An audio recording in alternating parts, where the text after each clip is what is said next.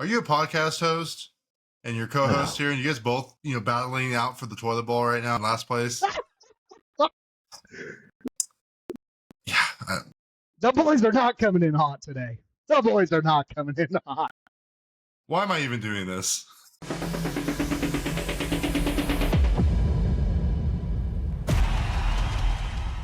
Hey everyone, welcome back to the Unfiltered. We got week 6 fantasy football. X, thank you for joining me. Thank you for being on time. Thank you for not falling asleep on me. And for those of you who know, you know who I'm taking a shot at. The little bastard who doesn't take my calls back. Put the boy on block. Put the boy on block. Hey, I'll just tell you this, dude. The first 5 weeks of fantasy football have been weird as hell. The football games, Niners losing to Arizona, just teams like Andy Dalton has one good week and then he just completely falls off the face of the planet. Justin Fields is a starter for the Steelers. And it's just like, I don't know what's going on. This year's just been weird. The Jets fired Salah. Salah's not the problem. We have no line. You have a 40-year-old quarterback. That's your problem. Brother. Okay, I don't care what Aaron Rodgers said. 100% is doing. 100%. You could not convince me otherwise. Dude, that's GM You could Rodgers not right there. convince me otherwise. Hell yeah, brother. Dude, he's running that squad right now. Yep, and everyone is not really fantasy relevant unless you're Garrett Wilson. So only last week. Hey, what did I tell you? I told you at the very beginning, Breece Hall was a joke. Breece Hall was a joke. I told you. No, he's talented. It is him. He's talented. No, he's good. His team is trash. No, I told you that the whole offense would change now that Rodgers was playing. The whole offensive scheme changes when Aaron Rodgers came in. I told you that. Recap it, brother. Recap. You're yelling at me like I have Breece Hall on my team this year in many of my leagues. I don't. Well, that's because you weren't dumb enough to draft him. Because you listened. You listened to the boy. Okay, if I listened to the boy, I'd be 0-5 and not 1-4. Okay, let's call it what it is. You know what? At the end of the day, brother, what's your record? 1-4? What's mine? We're both 1-4. 1-4. Exactly. It don't matter who you listen to, brother. We're down in the poop chute. We are in the toilet bowl, boys. We are in the toilet bowl. But you know what? They're not ready for the epic comeback. We are going to make an epic comeback. It's going to happen. So every week we do our starts and sits for quarterback, running back, receiver, tight end, defense. That's not going to change. However, so for the week 6 fantasy football bets, unfortunately, I was like, should I just say their name? A company that I upload my podcast to, Spotify, I guess. They took down my last episode, so I don't know if it's like the whole ESPN thing or what, because that's the source that they use to figure out what the money line currently is and stuff. It rhymes with Spotify because we're not here to name drop. We're not snitches, but it rhymes with Spotify. It's Spotify. Yeah. But anyways, so because of that, I'm not going to be able to share the screen. I'm just basically going to kind of list them off. And for those of you that are betting, I know it's going to be a little more difficult, but just for right now, that's what we're going to have to do in order to make sure we don't get any more strikes on our copyright. So that's just kind of like our first announcement. And 2, coming after the boys legally. And 2, I think we did a little bit of too many no Diddy jokes. I don't know if that also played a role. So we're going to kind of just tone it back a little bit. Maybe not. I don't know. We'll see. We'll see what happens. But I don't know exactly. I don't know what happened. YouTube didn't take us down, but the other guys did. So, figure that one out because I really couldn't figure it out. And then at the end, we're still going to go through our normal stuff, our panic and no don't panic. Also, though, please visit our website, www.fantasyfootballadvice.com.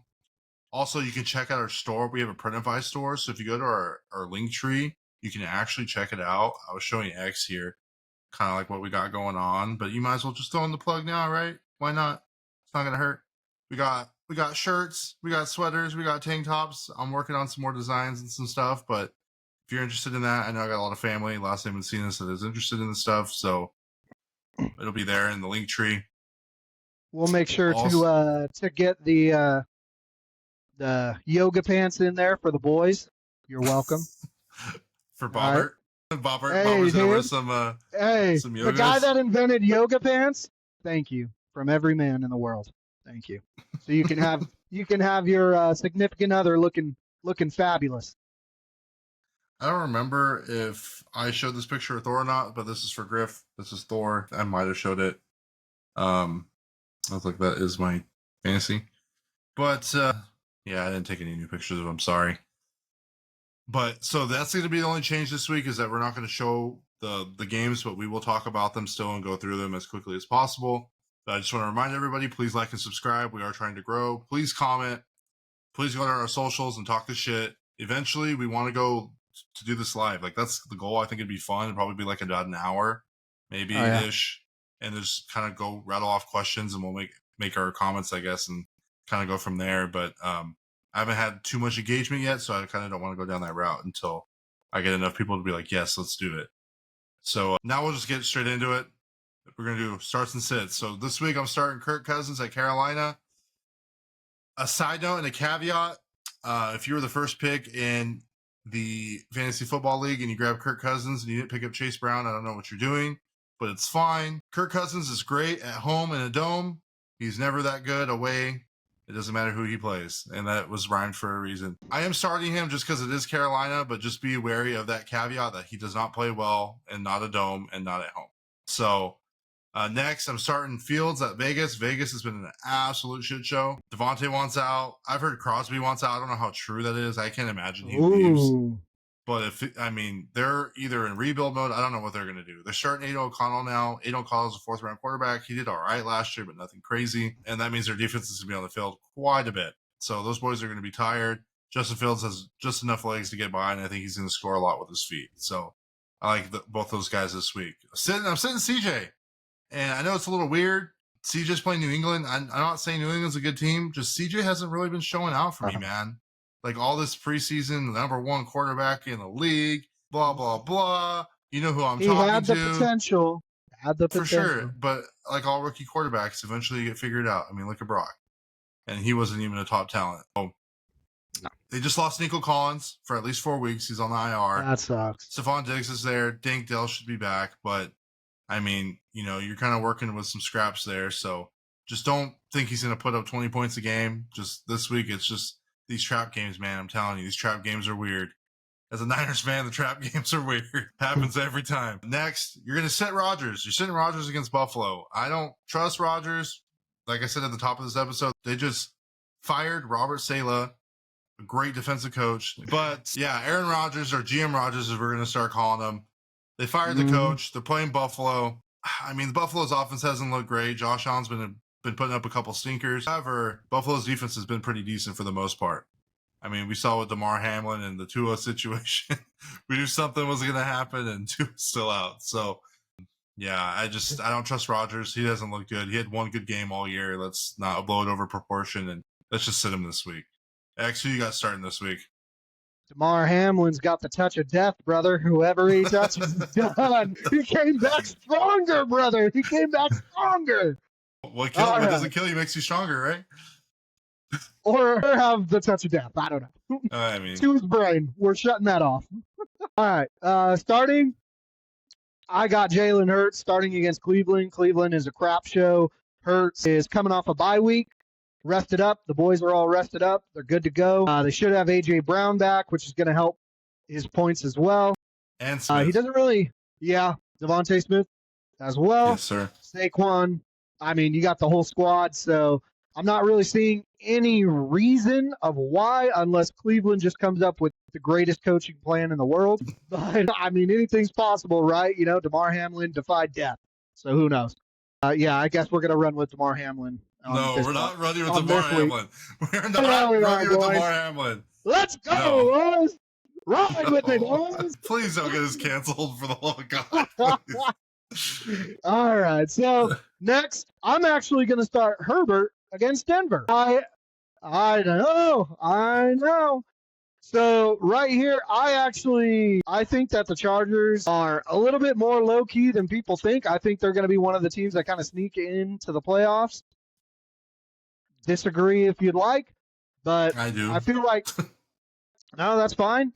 I feel like Herbert is going to have a good game. I know Denver's defense is like the number one defense, but the one thing that I trust is that Harbaugh game plan, brother. The Harbaugh game plan is always solid, especially as a Niners fan. I'd love to hear you disagree because you're not. But that game plan is normally pretty solid for the most part. He uses what he's got, and he makes it happen. So I have a good feeling about Herbert going against Denver. I feel like that Denver team, that offense is just not really clicking, and I feel like Herbert's going to get a lot more opportunities than people might think. We're definitely sitting Dalton against Atlanta. I had no choice. In one of my other leagues, I had to play him, and he was the reason I lost. Should not have lost that one. But Dalton is just, it's rough for the boy right now. He's got to regroup a little bit. I don't think he's going to have as bad as a game as he had last week, but Dalton's kind of got to figure it out. Looking at the game, he did get sacked a good amount of times, had a lot of pressures. So that just sounds like a defensive coordinator that was just on it. So we'll see how they bounce back, but I would not trust him this week. Next one is O'Connell against Pittsburgh. I would not do O'Connell just for the reason that I am all for putting in, I know O'Connell isn't really a new quarterback, but I'm all for putting in the new quarterback into the offense. I normally start them every single time, but O'Connell is not one I'm going to start just because that, like you said, that Raiders offense is just a mess. The team. And It's the whole team. I don't think that he's going to fix or change whatever's really happening. They might be a little bit closer maybe in the first half of a game, but it's ultimately going to end the way it does. And I don't think O'Connell, I think there are much better options out there. Agree. Next, running back. So I just want to clarify, when I say Chubba, I'm not talking about Chubb. I'm talking about Chubba Hubbard, okay? Because your boy X over here had a whole ass conversation with me about, what do you mean Chubb? Chubb's on IR. I'm like, that says Chubba, bro. It doesn't say Chubb. It's Chubba. Chubba. So, starting Chubba Hubbard versus Atlanta. Chubba Hubbard has been absolutely going off a lot of these last couple weeks. I mean, until Jonathan Brooks comes back, you start him. And if he's splitting time with Jonathan Brooks, then, I mean, then you kind of maybe reconsider maybe a flex spot. But as of right now, you play him. You start him. I'm not. I know I'm being hypocritical on my own advice, but I also have Bijan. Or no, I have Barkley and Gibbs, I think, or something crazy like that. So, I mean, I'm not going to start him over them. And then you're starting Montgomery. Yes, I know Montgomery's a little bit of an upper tier, maybe like a mid-tier running back. But Montgomery is coming off of a bye week. But, I mean, Gibbs is there. So that's why I'm saying, like, there's two running backs. Usually you're not going to start both the guys. He is in a committee. But he's in a unique situation where he's going to get the goal line work. And he's still very viable and gets touchdowns. However, Gibbs did get the goal line work last week. I remember. Or not last week, but the week before. I would say just kind of pay attention to that. I mean, I have Gibbs, so I'm happy. But Dallas' defense... I still like it. I still like that one. Yeah, Dallas's defense is... They were surprising last week. I didn't think they'd do as well as they did, considering that they didn't have the pieces. But going against a much better offense, they're going to be struggling. And the loss of Lawrence and Micah is going to be showing. Deron Bland is coming back, though, so their corners will be good, but this means their running backs are going to have a field day. So just remember that. I'm sitting Rachaad White. So Rachaad White was getting drafted fairly high in the draft this year. And Bucky, when everybody did it. Bucky Irving was coming in and getting a lot of work, but I don't know what's going on. I mean, Bakers loves to throw, so they're getting a lot of throw work there. So I don't know. Rachaad White's good for PPR, but I just haven't seen a whole lot from him in the last 2 weeks. And even though New Orleans is going to go with Spencer Rattler this week, starting at quarterback, I don't know. I don't really trust White this week until he can show better. And then I'm sitting Dwaddle. So I know X was like, well, what do you mean? Of course you're sitting Dwaddle. Well, Dwaddle went off, and a lot of Cowboy fans, and there's a lot of them, trust me, I freaking deal with one every single day. They're going to start this boy. Let him start him. Detroit has Hutchinson. Hutchinson is going to absolutely handle it. Detroit's defense is very underrated, and I think they're going to absolutely stop that run game. And if the Cowboys' best chance is probably going to be to throw it in the air. So, and that's what I anticipate him doing with the emergence of Turbin and with Brandon Cooks being out on IR and with CD hopefully getting back into the groove of things with Dak. Well, nonetheless, too, the Cowboys normally have to do a comeback, and when you're down, you're not running the ball. You're throwing. Yep. X, who you got starting this week? So starting, I know I had it. And I should have listened to my own advice because I even said it on the podcast. Gerard Mayo told Stevenson he wasn't going to start as motivation, and he did well. And I should have listened to myself when I said that, because Stevenson almost put up the 20 points. He did good. I like him against the Giants. The Giants are still a crappy team. That's for Joe. I don't Are even they know though? him. Are they? I don't even know it. Yes. They Daniel beat Jones had Seattle. one good game. Daniel Jones had one good game. He has had 2 good games. He had this one year. good game. Oh my God. He's had 2. Mason Rudolph beat the Miami Dolphins. So what are we talking about here? The Titans still ain't good, brother. The New York Giants are what they are. They're just not good, dude. They're there to bump up so you can get that first round bye in the playoffs, brother. That's all they are. So the Giants, I'm not. Maybe you can overreact on that, but I'm not. I'm not buying into that. That's a trap right there, brother. It's a trap.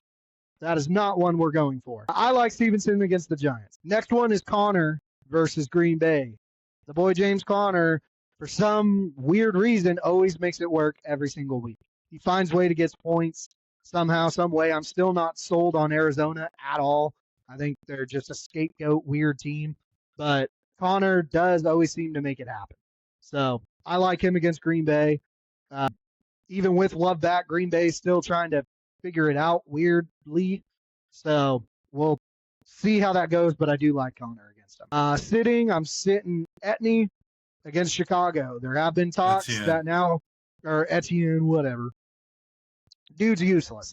So there have been talks that he's going to start losing some of his workload because he's been so useless and because the Jaguars are so useless.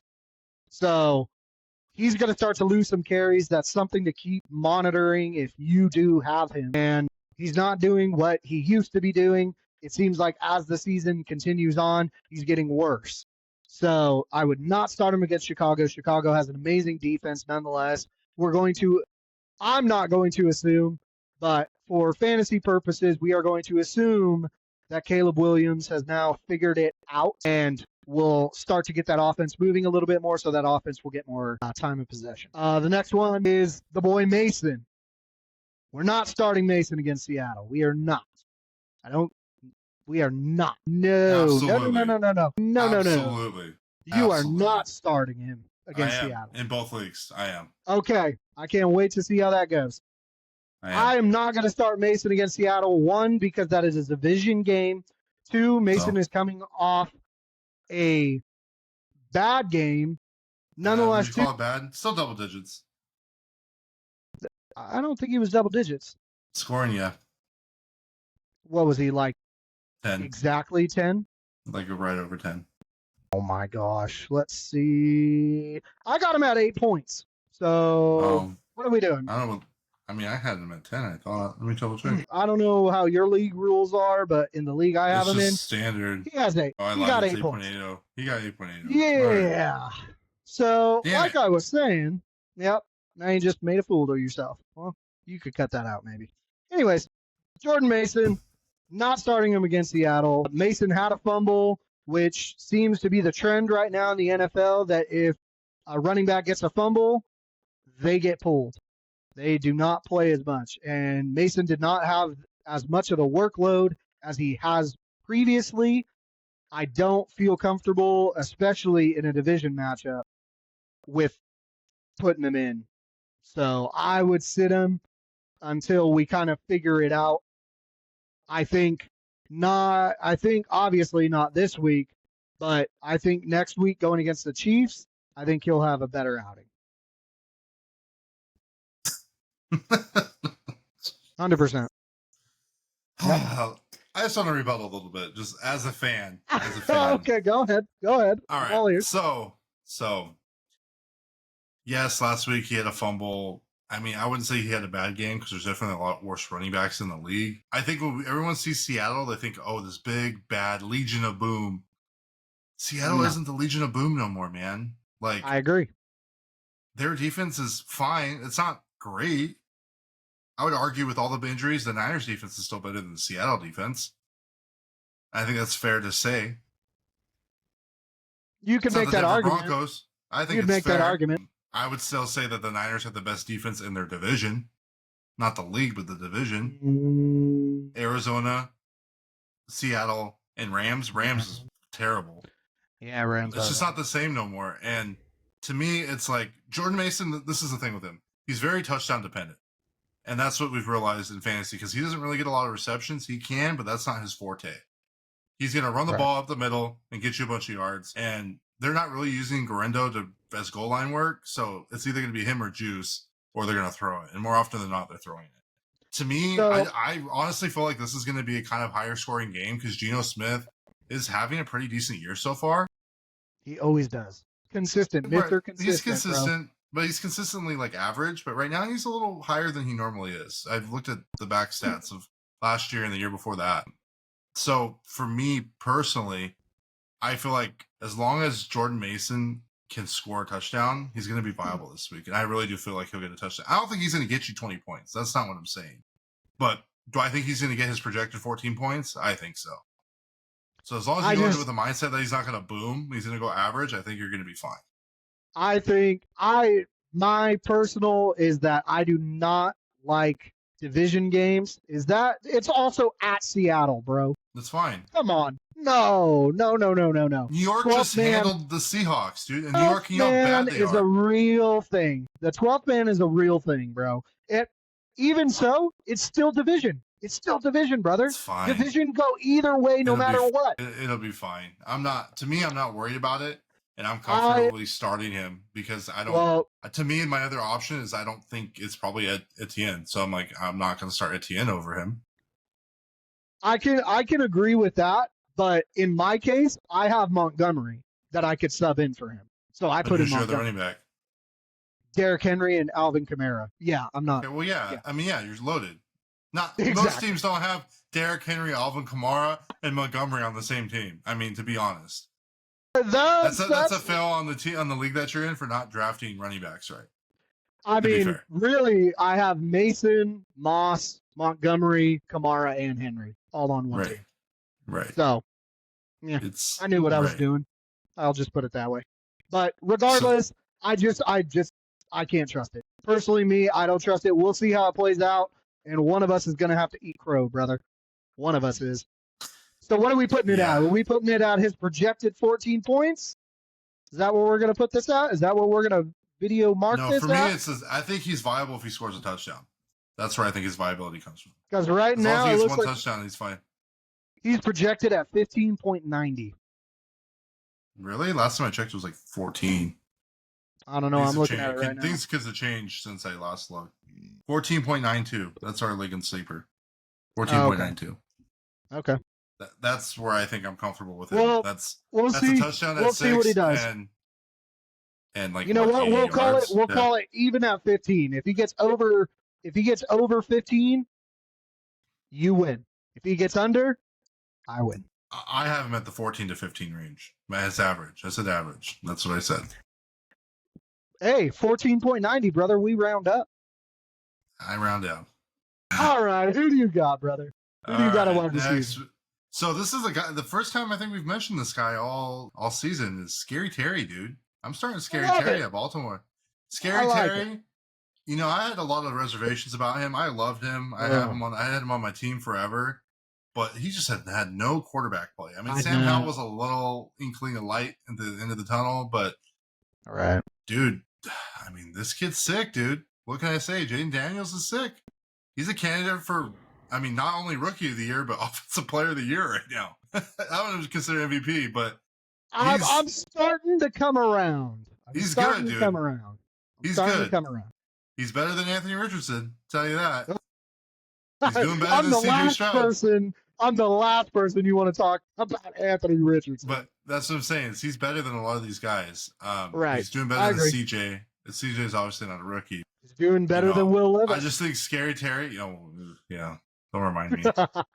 Even though he's playing against Baltimore, I actually dropped Baltimore's defense just because they haven't really been performing so well this year. Not really. It's been surprising. It's been a lot of offense. Not for fantasy purposes, yes. Right, for fantasy purposes.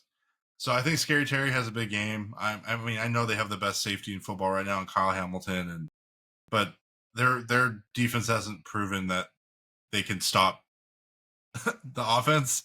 So I think you got to start Scary Terry this week. And I'm starting Jane Reed against Arizona. That's who he's playing. Yeah. Starting Jane Reed. Jane Reed and Jordan Love had this connection. I don't know what it is, but as soon as he came back and they took out Malik Willis, like Jaden Reed just absolutely explodes every week.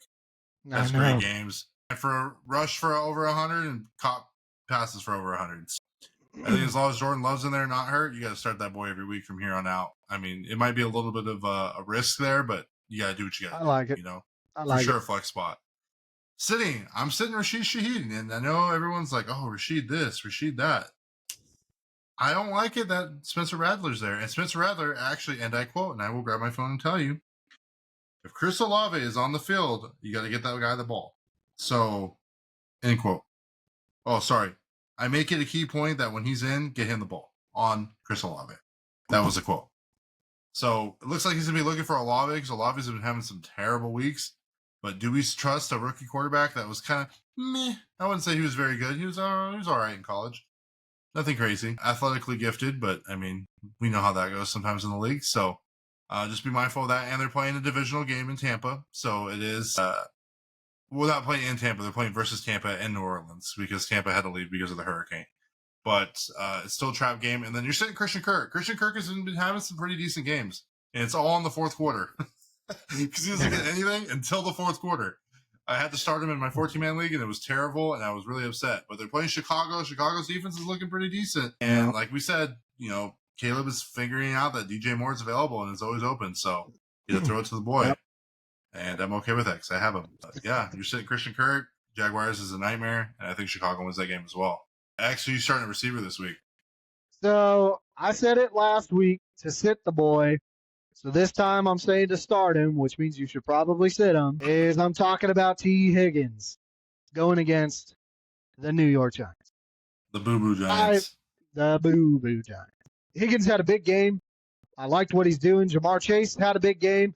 Everybody had a big game. It was just a good time to have a Bengals receiver for that game. I think what they're going to do is they're going to try and ride the momentum, keep it going. I think that Higgins and most fantasy teams is kind of that wobbler, like, you know, maybe we start him, maybe we don't. I think he has a favorable matchup, so that's why I would start him this go around. This guy, oh gosh, it makes me puke, brother. It makes me puke in my mouth to say it, but I know that now that I'm going to say it, he's going to be the expectation that I've always set him at. You're going to start Drake London. Kill me now, dude. Drake London, I have to recognize he's been doing pretty good. You know what? Let me say this. When Kirk does good, he does good. I'll say that. When Kirk does bad, he does really bad. There are times where your quarterback can do really good, like Jalen Hurts can do really good, and A.J. Brown could do really good, but there's times where Jalen Hurts could do really good and Devontae Smith can do really good. Whenever Kirk Cousins does good, London does good. And he's going against Carolina. Carolina right now is a joke. The last team that they played exposed how to beat them. Chicago exposed how to beat them. So I think that a lot of defensive coordinators are going to stick with that. Once a defensive coordinator in the NFL figures it out, everybody normally just mimics it. And the fact that you kept Andy Dalton that low, you're going to replicate that. So I think it'll be solid. I don't think, you know, Kirk Cousins is over there throwing 500 again, but he's going to have a good day. I'm going to put him definitely over 350. I'll put him over that for sure. You're sitting Sutton against the Chargers. I don't like the Broncos against the Chargers. I just think that Harbaugh has a plan ready to go. Bo Nix is still a rookie quarterback. I'm not buying it. I'm also going to sit Deontay Johnson against Atlanta. Deontay Johnson has been having a good game, but as it showed, when you make Andy Dalton throw, he doesn't get it done. So that replication is just scaring me away from a lot of anything passing when it comes to Carolina. Yeah, I mean, well, piggybacking off of your Drake London start, personally, I don't like it just because I don't I trust Drake hate him. London ever. I hate him. However, I am starting Kyle Pitts this week. I will say that because I think Kyle Pitts just allows a little more safety at that tight end position. Yeah, I mean, they're both inconsistent. Let's just call it for what it is. But Carolina is so bad. Either way, you're kind of taking a gamble unless you're now a rejuvenated Travis Kelsey or you're Tucker Craft, who's my next guy against Arizona. I mean, there's not very many One tight ends good right now that are game. really doing. I think he gets a lot of targets and he gets a lot of looks, and Luke Musgrave isn't really getting them. Luke Musgrave is acting more as a blocker. So because of that, I think Kraft is going to be a little more viable. And Kittle had a half decent game. They were growing his way against Arizona last week. So I got Pitts and Kraft this week. I'm sitting Evan Ingram. So Evan Ingram's coming back from injury. He might play, he might not, but as of right now, he's day to day. So I know X likes to send me long text messages and be like, if they're day to day, they're not going to play. But it's like, you know what? They might chill out. They will have a Chicago's limited defense. snap count. Limited Well, snap. Chicago's defense is very stingy, so I'm not trusting Yes. anybody right now, especially with Yeah. Jaguars. They're not really. Trevor Lawrence had one good game this year. He's beaten the Colts every year. So, I mean, that's kind of what it is. And I'm sitting Njoku, another guy coming off injury. We don't know he's going to play, but they're playing against Philly. And the fact that Deshaun Watson's been so terrible this year, I'm not touching him with a 10-foot pole either. And I think Bevel actually has to start him against me, so it's going to be awesome. Who you starting this week at tight end? I actually got Komet going against Jacksonville. I think that Jacksonville offense is absolute garbage. That Chicago defense is too stingy. I think Jacksonville is going to go 3 and out very, very, very, very quickly. And I think that's going to have a lot of opportunity for Komet. I think that if you have that weird running back committee that is Chicago, then that might be a viable option too, because I don't see Chicago actually being down to where they have to be forced to throw. But I do like Komet. I think that Komet's going to be the little sleeper of that game, just because he's going to be easy to expose that middle. They're going to be freaking out about DJ Moore. I think that the Bears are going to probably get that running game going. So I feel like Komet's going to be able to just find those little cushions and sit in those little pockets and just get those little dink and dunks if he needs it, and maybe get a little bit of yak out of it. Schultz is my next one that I'm going to start against New England. New England's just New England. So Terrible. really a lot of people, I mean, pretty much if you're going against New England, you're going to probably start them majority of the time, to be honest. I mean, there's no more explanation that's really needed for that. I'm actually going to sit Kincaid against the Jets. I feel like even though that coaching firing happened, I still think that the Jets are still a little bit underrated. I feel like they're missing just a little bit of things, maybe like one offensive lineman. And I do genuinely feel like it was a coaching issue as far as how they've been playing. Because I think that on paper and even in the games, they have the pieces to do it. They just needed a new coaching staff at the end of the day. Saleh did have a winning record before he left, I believe. I might be wrong on that, but I just think it's a 40-year-old Rodgers, to be honest. I think Rodgers is just looking old, dude. No, and you know what? He's not as mobile, but that doesn't mean that he still doesn't know how to throw. So then the next one is Fairmouth against Las Vegas. Interesting. Raiders are just so bad that Fairmouth, I don't see why he wouldn't have really the best game, but the problem is Fairmouth. The problem that I always have, and I think that everybody has with Fairmouth, is that he's so inconsistent. That's fair. You can't trust him.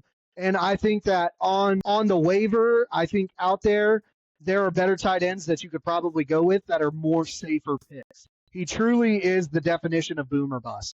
So even though they are going against the Raiders, and I think Pittsburgh will do good, I just don't think Fairmouth is going to do good. I think that's fair. Starting at defense this week, I'm starting Philly versus Cleveland. Like I said earlier, Philly's coming off of a bye. Their defense hasn't been great, but Cleveland's offense is so bad. Deshaun Watson looks terrible. Nick Chubb is not back. No, Chuba Hubbard. Nick Chubb is not back. And Jerome Ford's was splitting carries. I don't know. It's a weird offense. Jerry Judy only had like 2 points, I think, last week. So I'm not really touching them. And then Houston at New England. Houston's defense, which I mean, they had defensive player of the year for the rookie and offensive player of the year last year, I believe, for the rookie. New England's just garbage. They're going to start Drake May. Drake May is. If you want to see what we said about Drake May, you will see it in 2 episodes ago, because I'm not going to repeat it, so I don't get copyrighted or banned. But he's going to be in for a night. Let's say that. Let's just hope that he's not. To piggyback off that just really quick is that I watched the New England game. It is not a quarterback issue. I said this last week. It is not a quarterback issue. It's a line issue. That line gave zero protection. You could have Tom Brady back there. You could have anybody back there. Patrick Mahomes. You could put Patrick Mahomes. You could put a prime Joe Montana. There's no line. You're not going to get anything done. I don't think that's going to be a solution. But continue. Yeah. So, we made our little ain't no party like a Diddy party comment when it comes to Drake May and the line. He's going to get absolutely smothered. So, you're starting Houston all day. I'm sitting Detroit, and I know that it's a little weird, but I just think that for some reason, the Cowboys figure it out, dude. I can't stand them, but they figured it out. And they're going to be throwing a lot. And they're going to be scoring. And they're going to do whatever they can. It's going to be a close game, in my opinion. So I'm sitting Detroit, and I'm sitting Cleveland. I like Cleveland's defense on paper. However, with the offense being so atrocious, they're going to be on the field a lot. They're going to get tired, and we've seen it with the best defenses. When you get tired, that's kind of it. And Philly has the legs. They can run the ball, they can pass the ball, and they got Jalen, and they got I was going to say the boot scoot. It's not the boot scoot. That's the dog thing. They have the tush push. That's what it is. They got the tush push. So with that tush push, they're going to be constantly on the field. They're going to have probably double time of possession than Cleveland will. So just expect that. X, who you starting at defense this week? Starting, I got Pittsburgh against Las Vegas. I mean, we beat that with a dead horse. So that should be your pretty obvious call there. I'm actually starting Atlanta against Carolina. I feel like in the last little bit, we kind of broke that down good enough to where that one I feel like is a little bit of a self-explanatory thing. Sitting, it's funny, I'm actually sitting Dallas against Detroit. I think that game has potential to either blow up or be nothing, but majority of I just feel like it's going to be a blow up game where both offenses are going to be able to do a lot of big things and have their way with both defenses. It's just a game that I would just avoid. When two juggernauts kind of go at it, you just let them figure that out over there, very, very far away. I'm also going to sit the Giants against Cincinnati. I'm not sold on the Giants by any means. That defense is too questionable for me. That coaching staff really is the main thing. That coaching staff knows how to stop certain offenses and certain coaching schemes, but it's a very minimal number that they know how to stop. And so I don't trust it. Majority of the time, they end up falling flat. And so I'm expecting that defense to fall flat to Cincinnati. Yeah, I mean, I agree. There ain't no complaining coming from me there.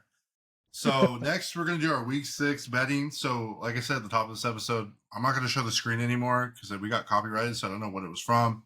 So we're just going to kind of take precautions and kind of see what it is. So if you can't find our episode 5 on Spotify, it will be on YouTube because YouTube didn't strike it down. So first game of the week, Thursday night, we got San Francisco 49ers at -3.5 versus Seattle. I'm going to let you go first, X, because you already know what I'm going to pick. What do you got?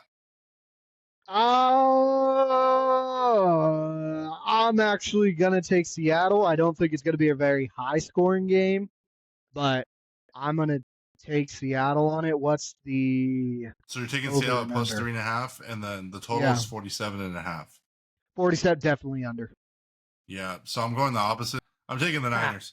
Taking the Niners at -3.5. I'm taking the money line at -185, and I'm taking the under on that, though. I do agree with the under. Next game, we got Jacksonville versus Chicago. Chicago's favored by -2.5. So for me personally, I'm taking Chicago at -2.5. I think they get that all day long, so I'm taking the money line. The total's at 44.5. Give me the under on that. Yeah, I agree with all that. Okay, cool. Next game, we got the Colts versus the Titans. The Colts are favored by 1. They're playing in Tennessee. So Pittman's out. Pittman's out. He's not going to be playing. He's hurt. Downs is a little banged up. Hold on. Excuse me? Tennessee's going to win it. Okay. Well, I'm taking Colts at -1, and I'm taking the total as under. But I believe in Joe Flacco, baby. I believe in Joe Flacco. What's the total? 42.5. Yeah, no. Yeah, under. But if Anthony Richardson, I will say this is my caveat. If Anthony Richardson's at quarterback, I'm taking the Titans. So the Titans and the Colts, majority of the time,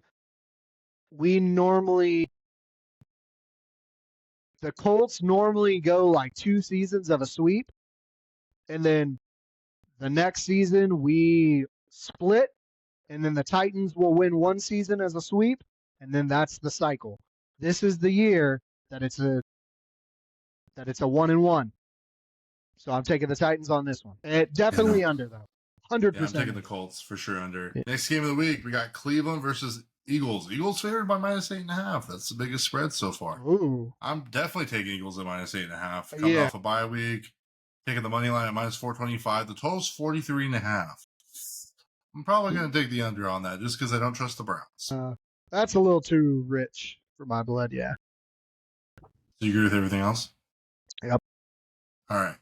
Next game, we got Arizona versus Green Bay. Green Bay, they're playing in Lambeau. Green Bay's favored by 5.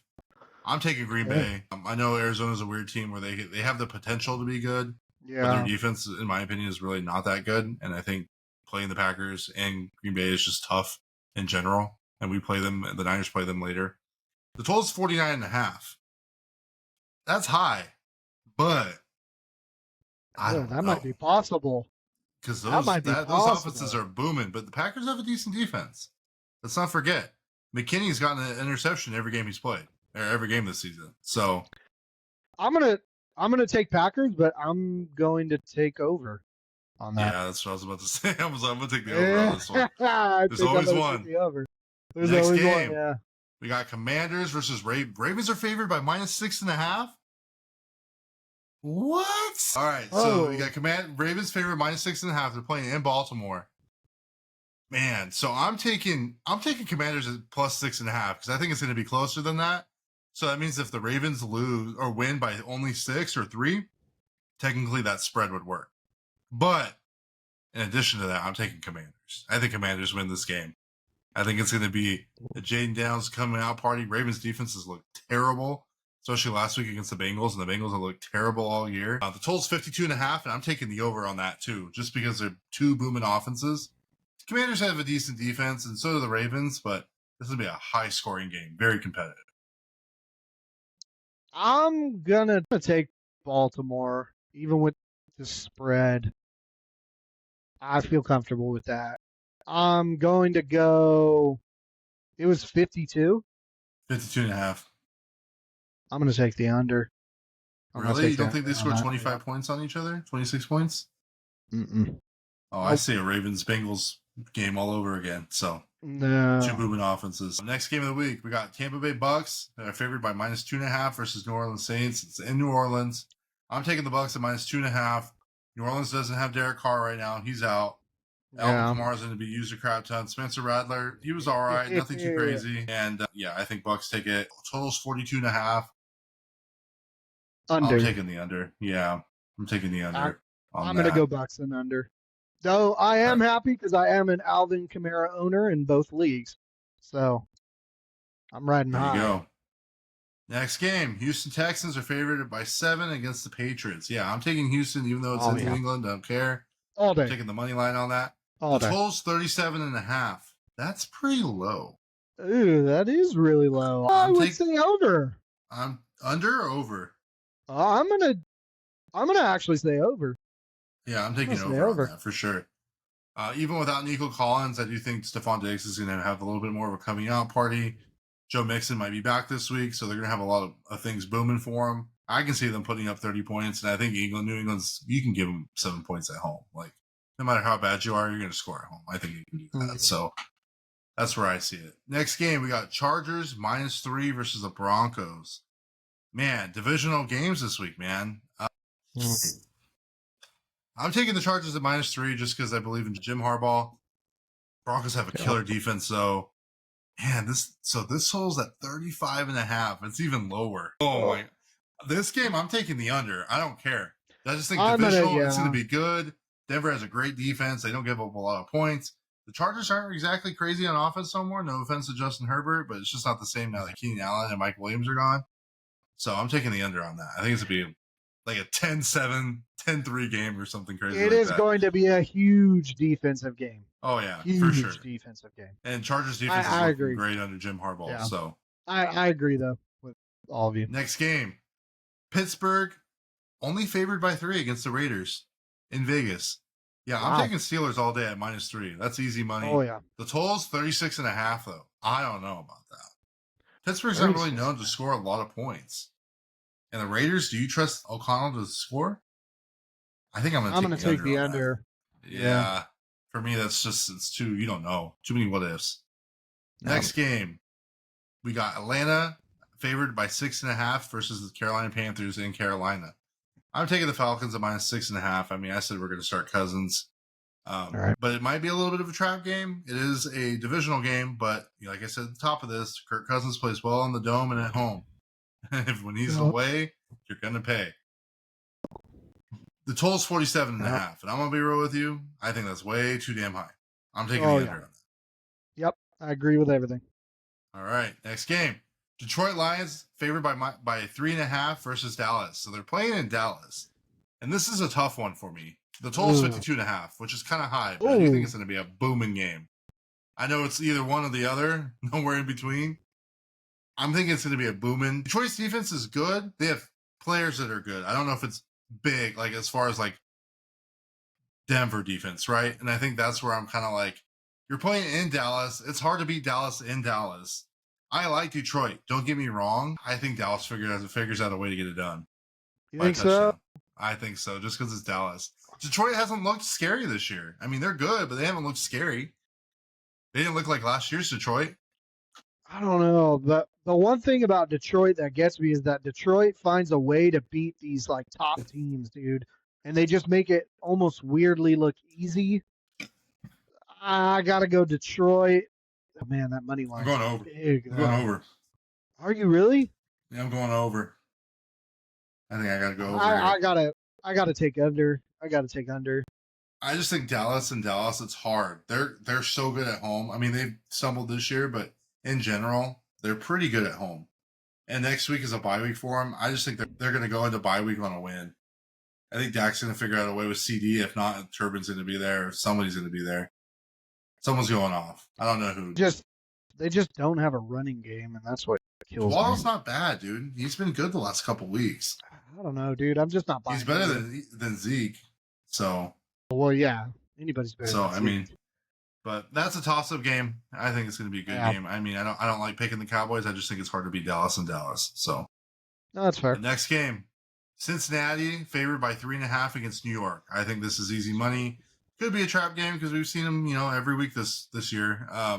But I'm taking Cincinnati after that big performance against the Baltimore Ravens. Ultimately, they lost, but it was still a great game. And I'm taking -3.5. The total's 48.5. Taking the under on that. Yeah, I agree with all that. All right. Last game of the week, Monday night, 5:15 Pacific. We got Buffalo Bills favored by -2.5 against the Jets. I like the Bills at -2.5. The Jets just fired their coach. GM Rodgers is going to be calling the shots. Is he calling the plays? I don't know. It doesn't matter. They still got line problems. They still got issues. They're not a playoff team. Devonta needs to come to the Niners. But anyways, the total's 41.5 points. I'm taking the under on that. They both have decent defenses. I don't know why I'm going to go with the Jets. To be honest, I couldn't even give you a reason. I just got that gut feeling. So I'm going to go with the Jets. I'm going to probably regret that, but I'm going to go with the Jets. And then what was the 41.5. Yeah, I'd say no, you know what? I'm going to say over. Okay. I'm going to say over. I just want to point out, so the Sunday night game is, because the Giants and the Jets share, right? You're aware of that? Yeah. In Jersey. So the Giants play Sunday night, the Jets play Monday night. So that poor cleanup crew it's gonna have a hell of a night. The Let me tell boys. you. The boys are going to be Hey, working double time. I want to be the first people to shout out that cleaning crew and the setup crew down there in Jersey, because or We up there in salute Jersey, you. I should say. Hey, you're gonna be in for a weekend. Let me tell you. We But salute you. hey, that's someone's got to do it, and kudos to you. So I know this week that was a little weird, but that's probably how we're going to proceed going forward. Is I'm just going to kind of read them off and not show the picture just because it's so hard. But if you want to see that, you can literally just type in ESPN Week 6 bets, and that's the first thing that pops up. And obviously, as the games get closer, it's going to change. We record Wednesday nights, and it comes out Thursday morning at 7 a.m. Pacific. So that's just kind of where it is. So at the end of our episodes, we kind of like to do a little overreaction, do a little panic, talk about a little bit of things. It's been kind of quiet. Cowboy fans, you are overreacting on your receiver. I mean, he did well last week, but I wouldn't overreact. I would like to see some consistency before, saying he's your number 2 for sure. Also, yeah, if you're 1-4, 1-5, 1-4, going to be 1-5 in your fantasy leagues, host and co-host included, I think it's time to start panicking just a little bit. Depending obviously on your team, but if you're really injured and a lot of your guys, like I had Rashee Rice in a league, he's out. You either need to really pick up and do well on the waiver wire, or you need to start hedging your bets and starting to make some dynamic trades, because playoffs is probably in about, like week 14, 15, week 15. So if your team is projecting one way and you look like you're getting blown out every week, there's a family member in one of my leagues that is looking like that. He's projected 80 points a week. It's time to start panicking. So that is my best advice for you. And, unfortunately, you're going to have to start trading. So better get to it. As far as over and under reactions, I'm going to say that people are overreacting that the Jets are going to do bad just because they fired their coach. I don't think they were doing good at the beginning to really give a reason of why they would do bad. The one thing Albert Einstein said it. The definition of insanity is doing the same thing over and over and expecting different results.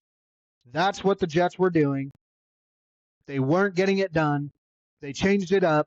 I feel like this is the point of where they start to change. They start to maybe find some clicking.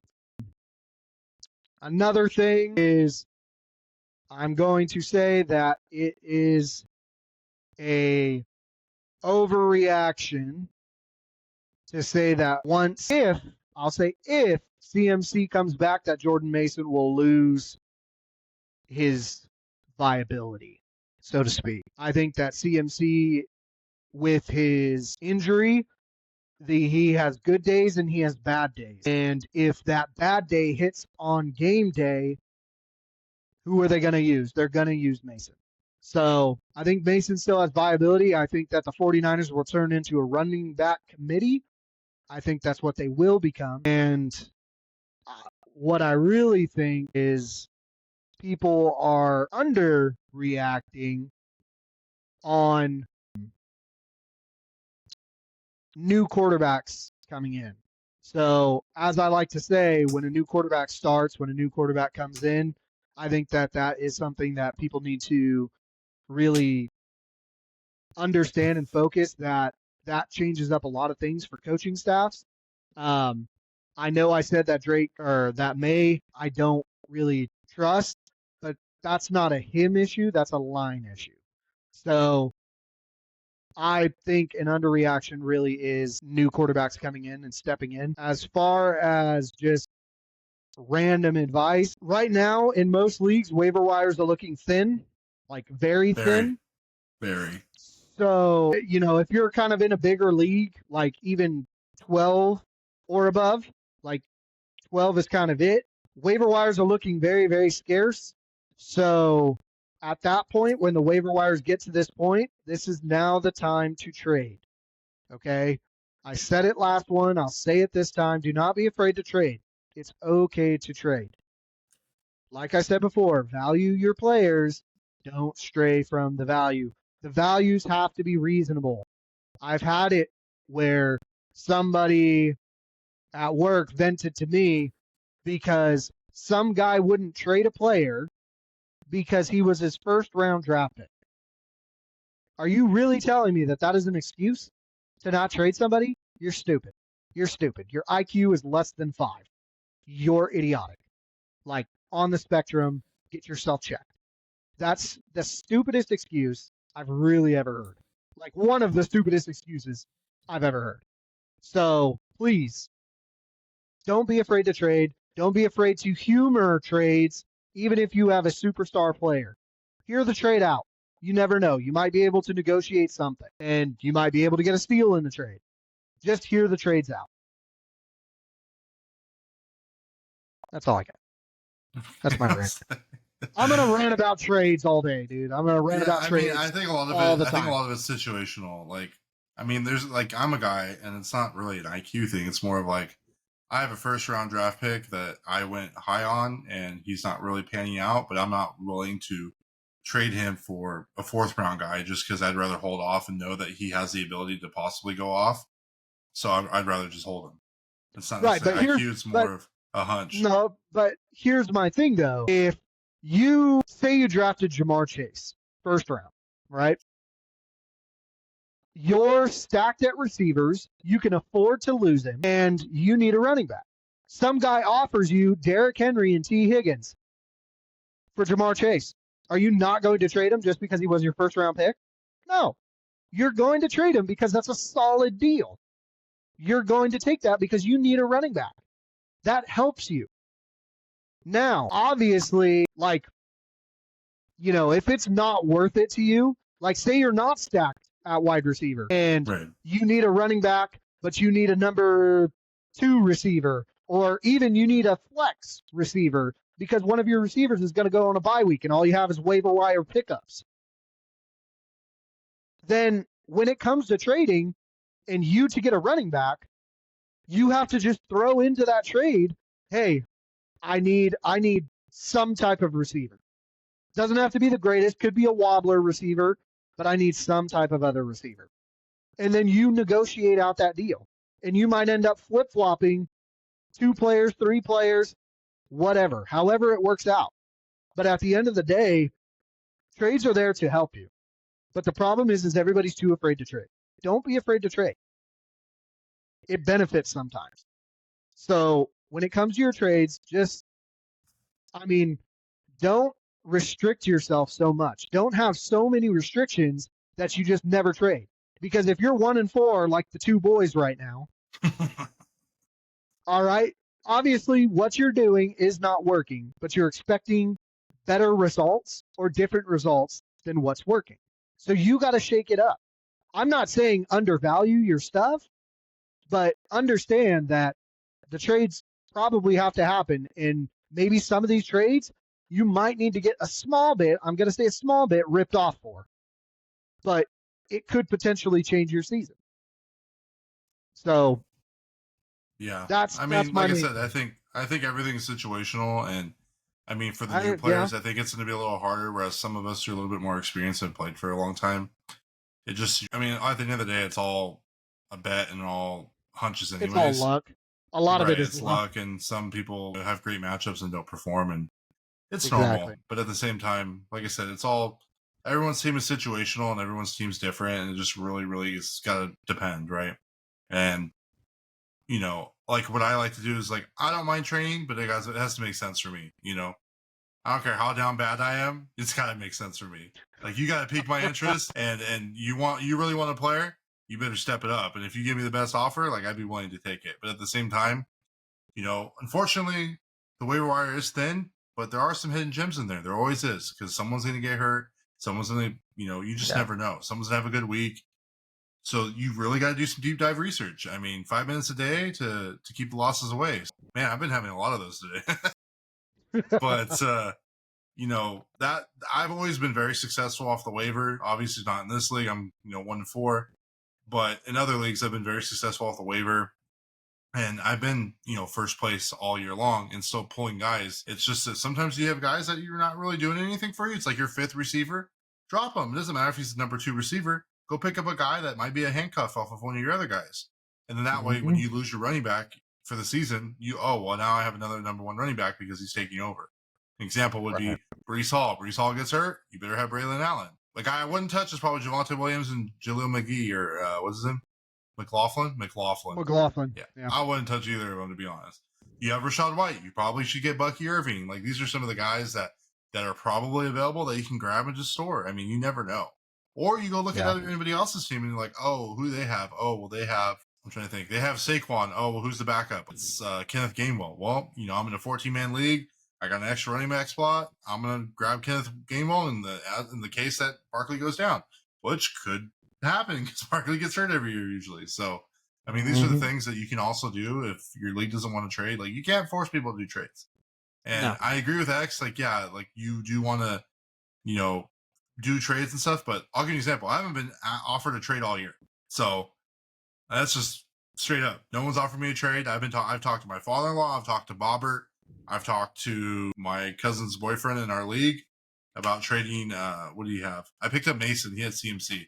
And I offered him, I think I was joking around. I was like, oh, give me Zamir White before the season started. And I declined it because I was like, nah, I'm going to keep Mason because I don't think CMC's going to come back. I offered my father-in-law offered him Jordan Mason for Rashee Rice. Damn, that would have worked out well for him if he would have took that week 1, right? So, I mean, I've shot offers, but people aren't always going to want to do it. And usually the newer the players are very scared about getting ripped off. So also just be understanding of that and do some deep research and you will be successful. But if you're not picking up players, if you're not setting your lineups, if you're not grabbing every week off the waiver wire, you're not going to be successful. So just keep those things in mind. Also, I want to apologize for last week. So if you look at our YouTube, not our Spotify, I'm going to say that again. I endorse Brock Purdy. Every year I endorse Brock Purdy, he fails me time and time again. There's a reason why I don't have his jersey. There's a reason sometimes I don't even like watching the games because he always throws heartbreaking interceptions. I don't want to call him Dak Jr. because I don't think he's that bad yet. But do not trust Purdy in big games. That is what I will say. So, thanks everyone for sticking around, listening to us rant. I know this will be a little bit different. We're constantly going to be changing things. We would like to do a live at some point. So please comment, like, subscribe. And that's our YouTube. You can check us out at www.fantasyfootball.com. I upload the podcast there as soon as it comes out. Also, we have photos of like our locks of the week, which I will do at some point. That we also post to our Instagram. We have TikTok. We have a little bit of everything. So feel free. And as soon as we get enough engagement, like we go live, we'll do it Wednesday night. We'll shoot the shit with everybody, have some fun, and we'll kind of go from there. And a little spoiler alert, we might have a little hot take section coming in. I just discussed it with X right before. We got some boys from the Midwest possibly coming on, and I think X will also probably be a part of that too, but we'll probably film that, you and I, and then I'll bring him in and do that as well. So, I've been having a lot of people hit me up to be on the show. I absolutely have no problem with anybody coming on the show. You just need to be prepared. You need to show me what you're going to say, and no P. Diddy jokes at this point. I don't want to get canceled no more. I'm tired of it. But yeah, X, anything to say to the people? Keep on keeping on, man. That's all I got. Oh, and to my my Padre fans, I'm a Giants fan, but let's go Padres, baby. Let's go Padres. Until next time, everybody. Thanks for sticking around. Peace.